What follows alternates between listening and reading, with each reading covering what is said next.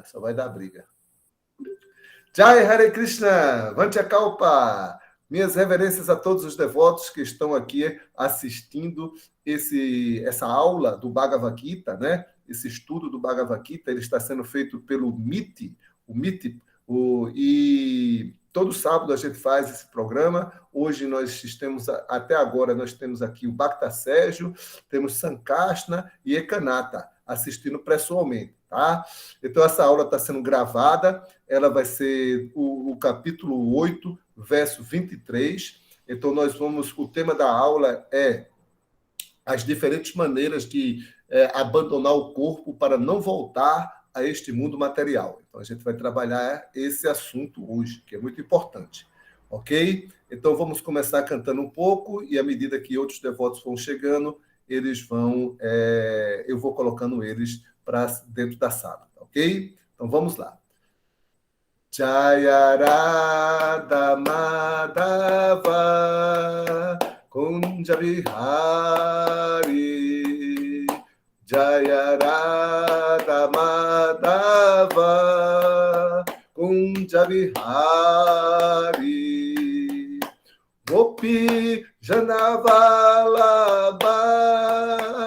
Girivaradari Gopi Janavalabha Girivaradari Yashoda Nandanam Braja Janaranjana Yasoda Nandanam Braja Janaranjana Jamuna Tira Vanachari Jamuna Tira Vanachari Jayorada Madhava Kunja Bihari Jayarada Madhava Kunja Bihari Hare Krishna, Krishna Krishna, Hare Hare, Hare Rama, Rama Rama, Hare Hare, Hare Krishna, Krishna Krishna, Hare Hare, Hare Rama, Rama Rama, Hare Hare. Jaya Prabhupada, Jaya Prabhupada, Jaya Prabhupada, Shila Prabhupada, Jaya Prabhupada, Jaya Prabhupada, Jaya Prabhupada, Shila Prabhupada, Gurudev, Gurudev, Gurudev, Jaya Jaya Gurudev, Jaya Jaya Gurudev, Gurudev, Gurudev, Jaya Jaya Gurudev. Shila Prabhupada Ki Jai, Shri Panchatattva Ki Jai, Shri Gaura Ki Jai. Hare Krishna. Hare Krishna. Prabhu, qual o verso mesmo? O verso é o verso 23, Prabhu. Do capítulo 8. Do capítulo 8. Vou acompanhar aqui. Verso 23 do capítulo 8. O capítulo chama-se Alcançando o Supremo. Om Namo Bhagavate Vasudevaya. Om Namo Bhagavate Vasudevaya. Om Namo Bhagavate Vasudevaya. Om Namo Bhagavate Vasudevaya. Om Namo Bhagavate Vasudevaya. Om Namo Bhagavate Vasudevaya. Jai, Hare Krishna. Então, Prabhu é Kanata, Prabhu? Se você puder desligar o seu microfone, se você puder desligar seu microfone, porque está dando uma interferência aqui. Obrigado, Hare Krishna. Então, vamos lá. Verso 23. Vou ler o sânscrito, depois a tradução e o significado de Srila Prabhupada. Jatra Kaletva Navritim Avritim Chaiva Joginaha Prayata Jantitam Kalam Vakshami Bharata Shabha. Tradução. Ó melhor dos Bharatas, passarei agora a explicar-te os diferentes fenômenos em que, partindo deste mundo, o yogi retorna ou não. Vou repetir. Ó melhor dos Bharatas, passarei agora a explicar-te os diferentes momentos em que, partindo deste mundo, o yogi retorna ou não. Significado. Os devotos imaculados do Senhor Supremo, que são almas totalmente rendidas, não se preocupam em procurar qual é o momento ou método adequado para abandonarem o corpo. Eles deixam tudo nas mãos de Krishna e muito fácil e alegremente retornam ao Supremo. Mas aqueles que não são devotos puros e que, muito pelo contrário, para obterem a percepção espiritual, recorrem a métodos tais como karma, guiana e yoga, devem abandonar o corpo no momento conveniente e, desse modo, certificarem-se de que retornarão ou não ao mundo de nascimentos e mortes. Jai. Om Gyana Timirandasya, Ganagana Salakaya, Takshuru Militam Jenatas, mais Sigura Venamaha. Eu nasci na mais obscura região de ignorância e meu mestre espiritual abriu meus olhos com a chota do conhecimento, por isso ofereço-lhe minhas respeitosas reverências. Então, isso aqui eu li só um parágrafo do significado de Prabhupada. Depois eu vou ler o outro parágrafo. Nessa parte do significado de Prabhupada, Prabhupada está explicando claramente que Krishna está falando esse verso não é para os devotos. Krishna está falando esse verso para aqueles, não é para os devotos puros, é para os devotos, mas são os devotos que estão praticando Karma Yoga. O que é Karma Yoga?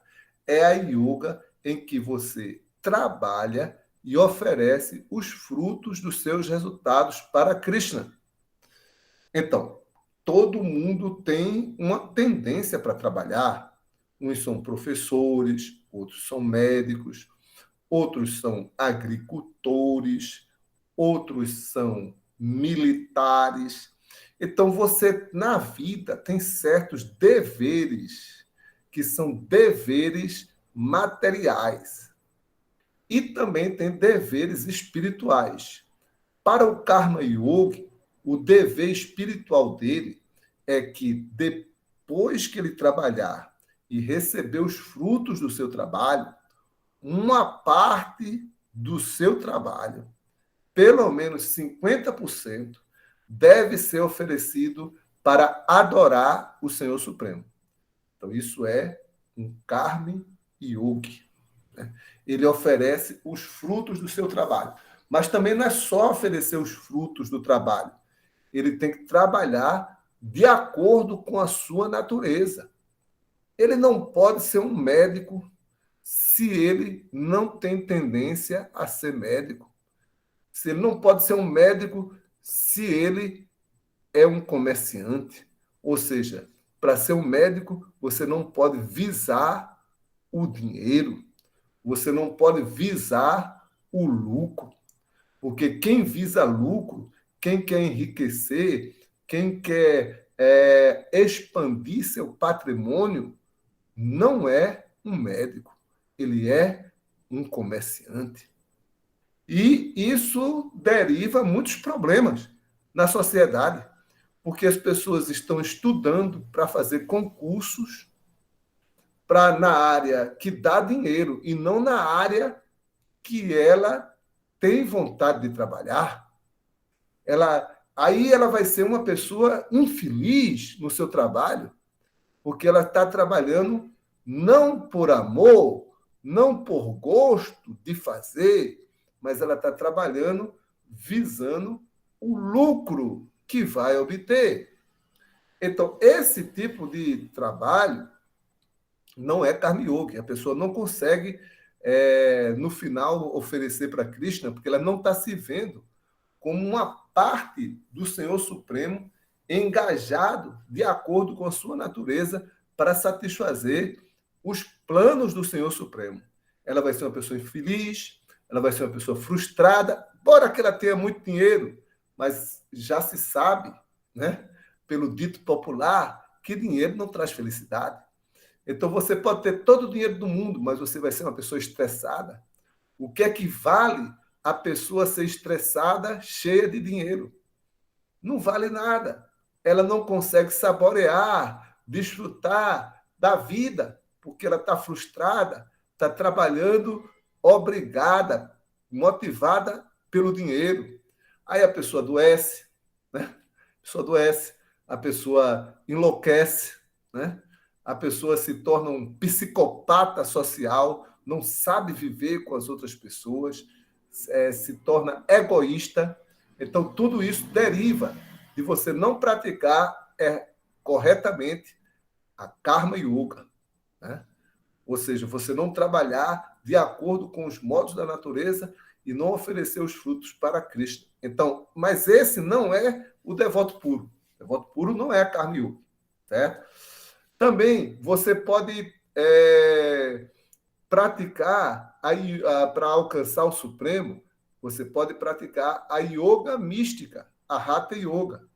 Aí você pratica a Hatha Yoga, você tem que aprender a respirar, você tem as posturas, você tem a meditação, você tem uma série de regras, Nyama e Niyama, coisas que você deve fazer, coisas que você não deve fazer. Então, você pratica essa yoga, e nesse tipo de yoga, e na Karma Yoga também, na hora de abandonar o corpo, você tem que seguir certas regras. Você não pode abandonar o corpo dessa maneira, nem daquela maneira. Existe uma maneira específica de se sair do corpo. Então, essa é uma regra para a Karma Yoga. Similarmente, os Gyanis e Yogis, né? Esses yogis, eles praticam a yoga do conhecimento, da filosofia.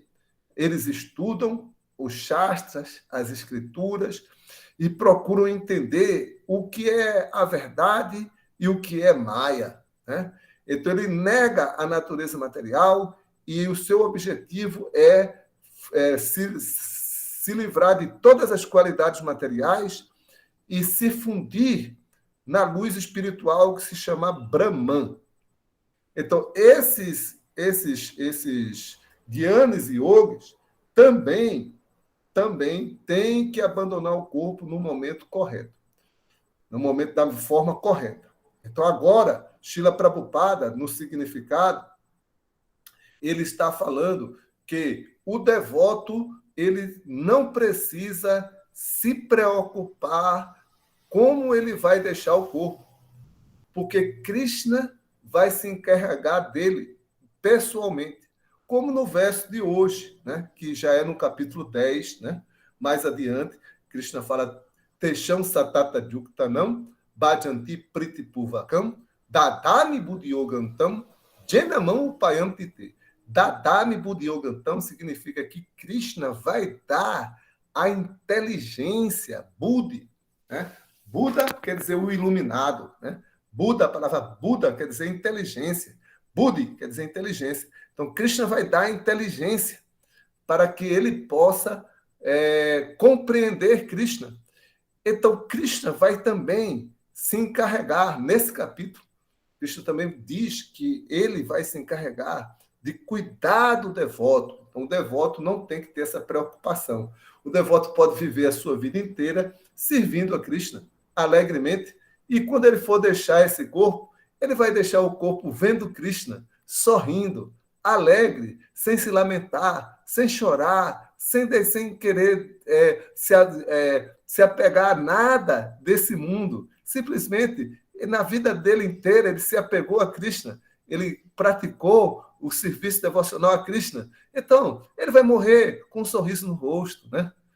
Quando Prabhupada faltava poucos momentos para Prabhupada abandonar o corpo, né? Aí o devoto, a última coisa que perguntaram para Prabhupada, o senhor está precisando de alguma coisa? Prabhupada falou, eu estou satisfeito. Não preciso de mais nada. Assim é o devoto, ele vai estar, a vida de Prabhupada inteira ele estava satisfeito. E no momento da morte ele vai estar plenamente satisfeito, estava plenamente satisfeito e deixou o corpo. Né? Então vamos continuar agora a segunda parte do significado. Se o yogi é perfeito, ele pode escolher o momento e a situação para deixar este mundo material. Esse yogi que Prabhupada está falando é todos os yogis, inclusive o devoto. Alguns devotos podem também ter esse poder. Se não tem tanta habilidade, todavia, seu sucesso depende do fato de que ele, porventura, morra em certa hora favorável. Quer dizer, os yogis, eles têm, que são muito poderosos, eles escolhem a hora de abandonar o corpo. Mas, se não, eles vão depender de morrer numa hora favorável. Os momentos apropriados em que a pessoa parte e não volta são explicados pelo Senhor no próximo verso. Segundo Acharya Baladeva Vibhushana, a palavra sânscrita kala, usada nesta passagem, refere-se à deidade que preside o tempo. Né? Então, todos os elementos materiais eles são controlados por deidades, ou seja, semideuses. Né? E essa deidade que preside o tempo chama-se Kala. Então, agora nós vamos continuar lendo os outros versos para terminar esse capítulo, tá? Só que nós não vamos ler mais os significados, tá? A gente vai dar uma explicação, certo? Rápida, ok? Mas nós não vamos ler mais os significados. Esse estudo, ele é um estudo para inspirar os devotos a estudarem, né? Inspirar os devotos a, poxa, eu preciso entender esse Bhagavad Gita aí, esse capítulo 8, deixa eu estudar mais um pouco, né? Então aqui a gente não vai falar tudo, tá? E nem vai apresentar completamente todos os versos com todos os significados. Só dá uma inspiração, dá como os devotos falam, um dibijago, né? Uma acorda a alma adormecida, né? Aquele utsaha, aquele entusiasmo para ler o Bhagavad Gita. Então, o verso 24 diz o seguinte: aqueles que conhecem o Brahman Supremo alcançam esse Supremo, partindo do mundo durante a influência do Deus do Fogo, na luz, no momento auspicioso do dia, durante a quinzena da lua crescente, ou durante os 6 meses em que o Sol viaja para o norte. Né? Então, esses são os momentos em que o yogi, que ele pratica Bhakti Yoga, ou pratica a Jnana Yoga, ou pratica a Hatha Yoga, qualquer tipo de yoga, ele deve abandonar o corpo. Né? Então, são momentos auspiciosos. Então, ele deve abandonar o corpo no momento em que a deidade que preside o fogo, né, está comandando aquele quadrante do universo. Né? Então, naquele momento que a deidade predominante, astrologicamente, quem predomina é a deidade do fogo, então o yogi deve abandonar o corpo naquele momento. Ele deve abandonar o corpo de dia, ele não deve abandonar o corpo de noite. De noite, o yogi que abandonar o corpo de noite, ele vai ter que voltar a esse mundo material. Né? Ele tem que abandonar de dia. Ele tem que abandonar o corpo na quinzena da lua cheia. A quinzena da lua cheia. Ou seja, a lua crescente. Né? Quinzena da lua crescente. Porque, senão, ele retorna a esse mundo material. Ele deve abandonar o corpo quando o Sol viaja para o norte. Né? Tem uma época do ano que o Sol viaja para o sul, Aí, quando em outra época, que ele viaja para o norte, né? Nós vemos que o Sol gira em torno da gente, né? A Terra gira em torno do Sol, mas em relação a nós, o Sol está girando, né, em torno da gente, né? Então, uma hora o Sol viaja para o sul, norte, outra hora o Sol viaja para o sul, né? Quando ele faz a volta, ele muda o sentido, né? Então, nesse caso, quando o Sol está viajando para o norte, né, é a quinzena que tem mais luz, né? Devido ao eixo de inclinação da Terra, certo? Então, quando o Sol viaja para o norte, é mais ou menos o verão, né? Aí por exemplo, agora é uma hora auspiciosa de abandonar o corpo, né? Porque agora temos mais luz nesse hemisfério aqui, não sei se lá na Índia, né? Mas nesse hemisfério aqui é verão. Então, lá no outro hemisfério já é o contrário, né? Já é o já é inverno, né? Já estamos tentando entrando pelo inverno, já estamos primavera, aqui não, aqui está entrando para o verão, temos mais luz. O sol está nascendo, hoje o sol nasceu 5 horas e 1 minuto. 5 horas e 1 minuto o sol já tinha nascido, já estava nascendo, ok? Então, nessa época, é auspicioso, nesse hemisfério, abandonou o corpo, porque aqui o sol está viajando para o norte, ok? E, assim, então, esses momentos todos têm que ser seguidos pelo yogi que quer alcançar a perfeição na sua prática, né? Porém, o devoto, lembrando que, como o Prabhupada falou, o devoto não precisa se preocupar com isso, porque o devoto, ele está sempre servindo a Krishna, todos os momentos. Então, qualquer momento que o devoto abandonar o corpo, será auspicioso, porque Krishna está cuidando dele, ok? Então, vamos ler agora o verso 25. O místico que se vai durante a fumaça, à noite, na quinzena da lua minguante, ou nos 6 meses que o sol viaja para o sul, alcança a lua, mas acaba retornando. Então, você não perde as práticas, o yogi, ele não perde as práticas que ele praticou, que ele fez aqui durante a sua vida, né? Ele não perde essas práticas. Ele vai para o planeta Lua. Lá no planeta Lua, não é essa Lua que os cientistas chegaram, não é essa Lua, entende? O planeta Lua é um planeta celestial, né? Um planeta onde tem desfrute dos sentidos muito elevado, né? Mas por causa disso, né? Chega lá na Lua, aí esquece de fazer austeridade, porque o desfrute é muito grande, os prazeres é muito grande, né? Lá tem os lunáticos, as lunáticas, que deixam o místico encantado com o gozo dos sentidos, com a beleza. Aí ele gasta as suas atividades piedosas, a sua força espiritual que ele adquiriu nessa vida, aí termina voltando de novo para a Terra.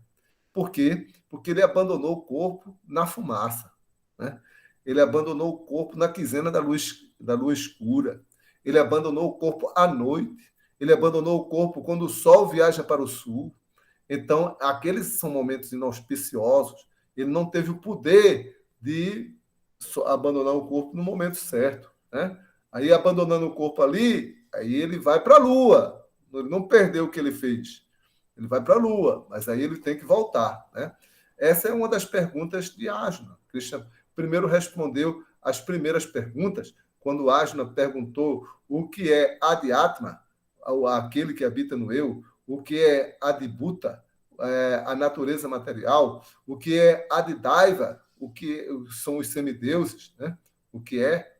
Então, primeiro Krishna respondeu isso nas primeiras perguntas, nas primeiras respostas, e agora Krishna está respondendo a segunda pergunta de Ajna, que como a pessoa que pratica a yoga deve deixar o corpo. Então, são essas perguntas que Krishna está falando. Krishna está falando dos yogis, né?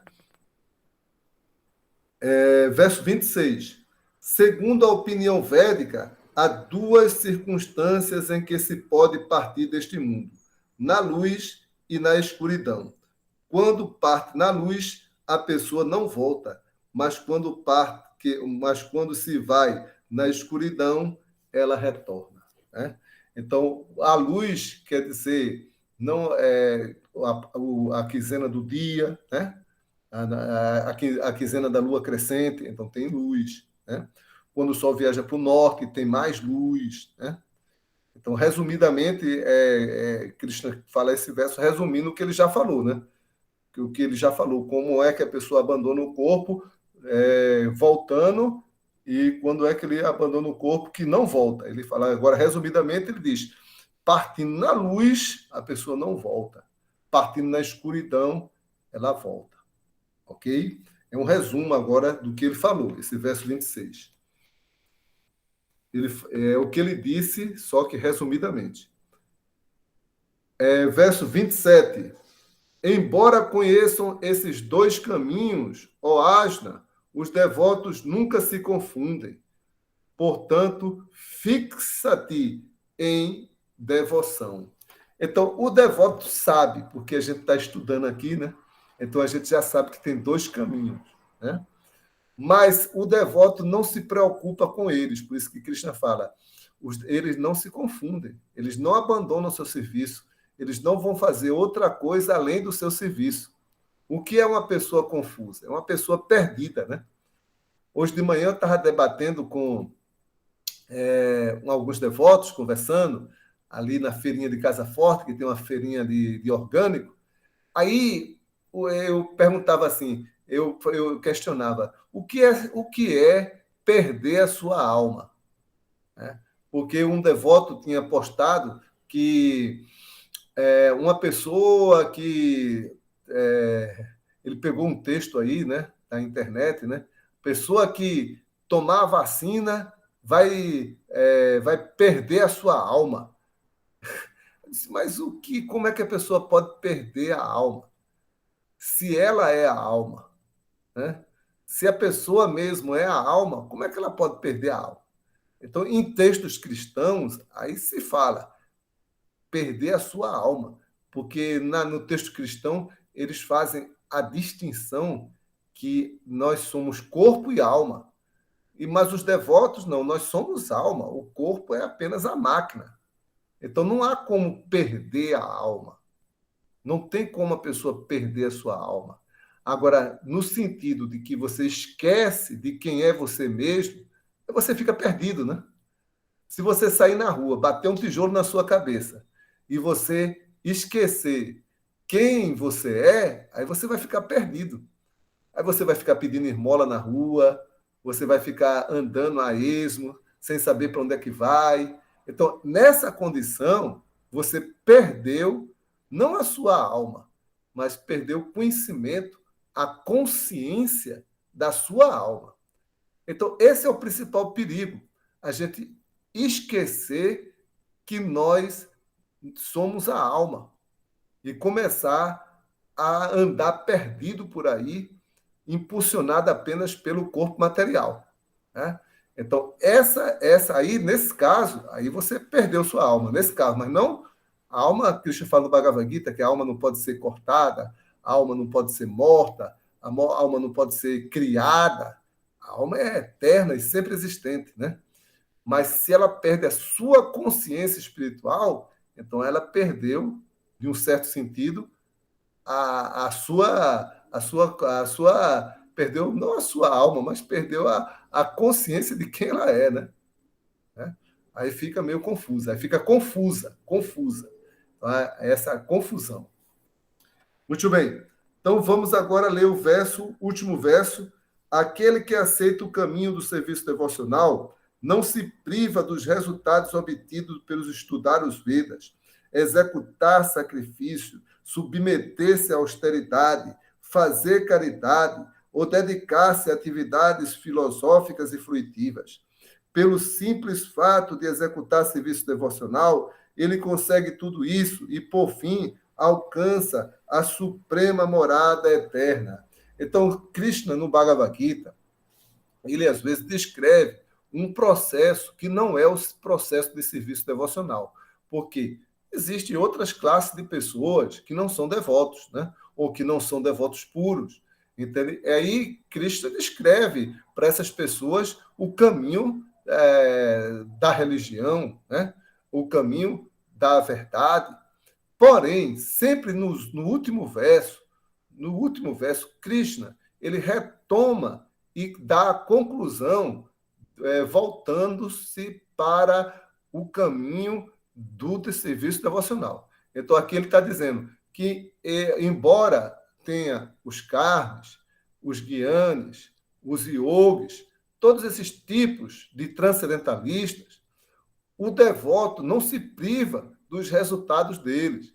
Por você estar ocupado em me servir, trabalhar para mim, trabalhar para meu prazer. Então, você obtém todos os resultados de qualquer outro tipo de yoga. Então, você não precisa ficar preocupado, pensando que, não, eu acho que eu tenho que fazer yoga, não, eu acho que eu tenho que praticar os rituais karma kandis dos Vedas, não, eu tenho que estudar mais e compreender a grandeza e a profundidade da verdade absoluta. Não, você só precisa fazer serviço devocional.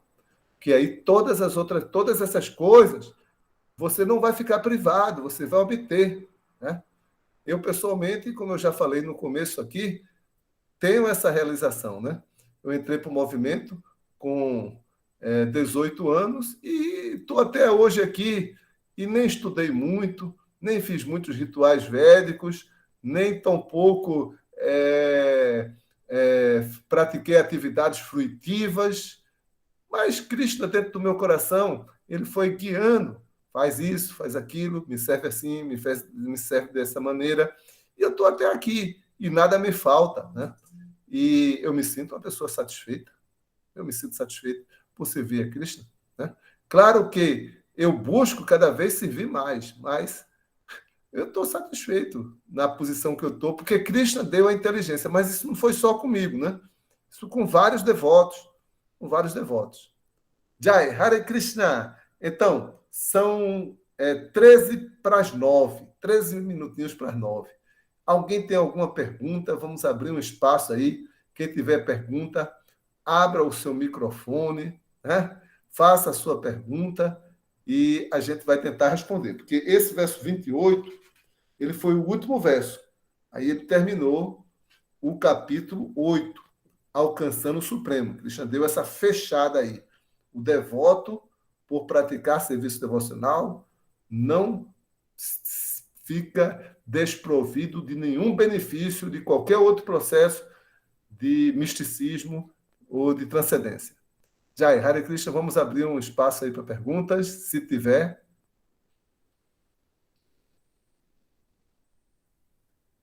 Prabhu, mas o senhor acentuou, quer dizer, o verso, né, o texto, ele acentua sobre Karma Yoga. Mas a gente também não acontece assim dentro da nossa rotina a gente executar vários processos ao mesmo tempo? Bem, acontece que alguns devotos podem praticar serviço devocional misturado. Alguns podem. Mas não é serviço devocional puro. O serviço devocional, por exemplo, Ajna, ele estava lutando, né? Então, aparentemente, ele estava praticando Karma Yoga. Ele era um Kshatriya e estava lutando. Ia oferecer seus resultados para Krishna. Mas no final do Gita, Krishna fala Sarva Dharma Parityaja Mammekam Saranam Vraja Aham Tuam Sarva Papibhyo Moksha Shama e Masutyaha. Abandone todos os seus dharmas. O que são dharmas? Ocupações.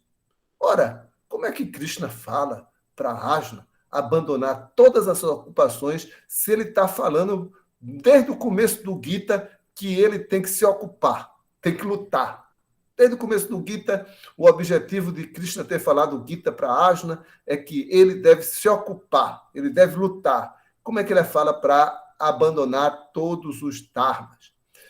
Então, isso, a Charyadeva explicou em Nova Gokula, que dharma quer dizer refúgio, seu refúgio. Embora ele fosse um kshatriya e tivesse lutando, ele não estava refugiado em sua ocupação. E o refúgio dele era Krishna.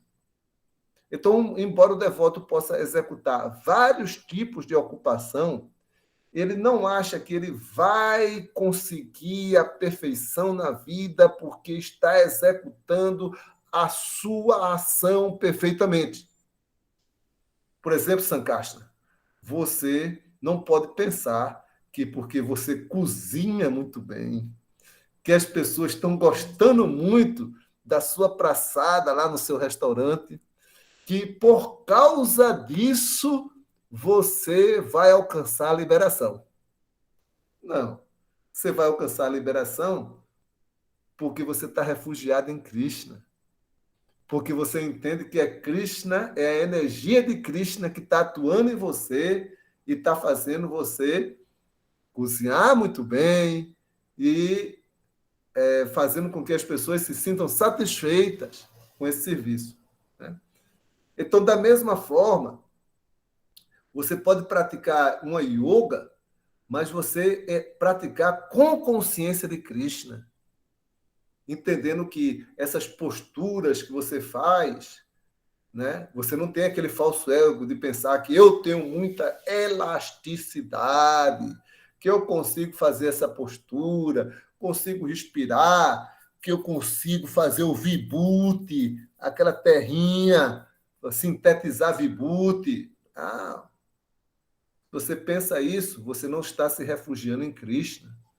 Você tem que se refugiar que Krishna Krishna que está controlando tudo e você é apenas um instrumento nas mãos de Krishna. Aí isso aí é abandonar o seu Dharma. Quando você pensa que eu sou um agricultor e sou um grande produtor e cuido das vacas e eu estou refugiado no meu serviço, na minha ocupação, então você não está refugiado em Krishna. Você pensa que por executar sua ocupação perfeitamente, você vai voltar para Krishna. Então você não está refugiado.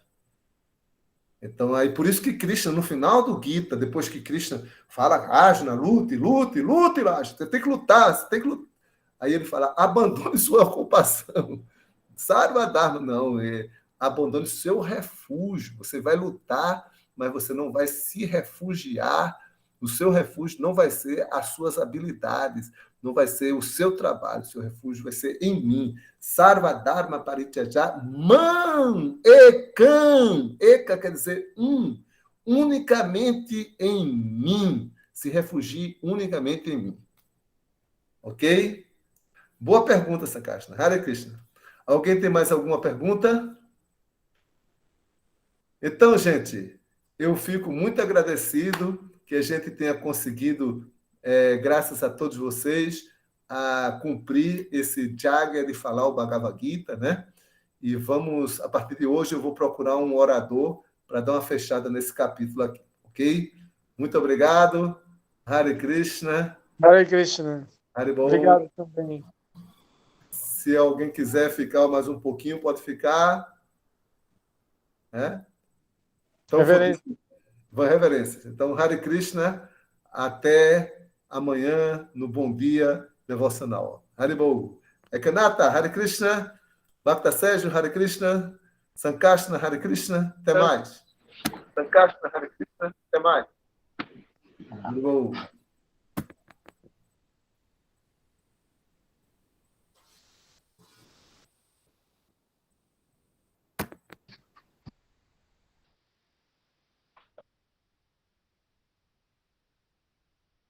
Opa,